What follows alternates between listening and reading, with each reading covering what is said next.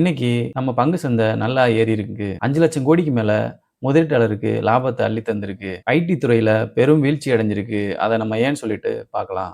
இன்னைக்கு சென்செக்ஸ் 790 புள்ளியும், நிஃப்டி 277 புள்ளியும் உயர்ந்திருக்கு. ஏன்னு பார்த்தீங்கன்னா, வேர்ல்டு மார்க்கெட்டு நல்லாவே உயர்ந்திருக்கு. அதே மாரி நம்ம இந்திய பங்கு சந்தையில முக்கிய கம்பெனிகளோட காலாண்டு ரிசல்ட் வந்திருக்கு.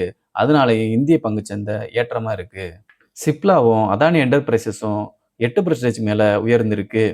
பாரதி ஏர்டெல் 5% மேல உயர்ந்திருக்கு.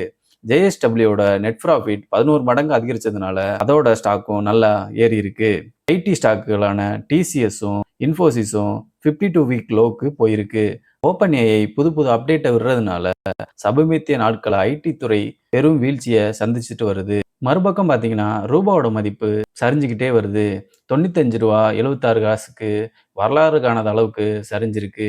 சர்க்கரையோட ஏற்றுமதியை தடை பண்ணி வச்சிருக்கிறதுனால சர்க்கரைகளோட ஸ்டாக்கும் டவுன் ஆயிருக்கு. இதே மாதிரி யூஸ்ஃபுல்லான ஸ்டாக் மார்க்கெட் வீடியோ பார்க்க நம்ம சேனலை சப்ஸ்கிரைப் பண்ணிருங்க, லைக் பண்ணுங்க, கமெண்ட் பண்ணுங்க.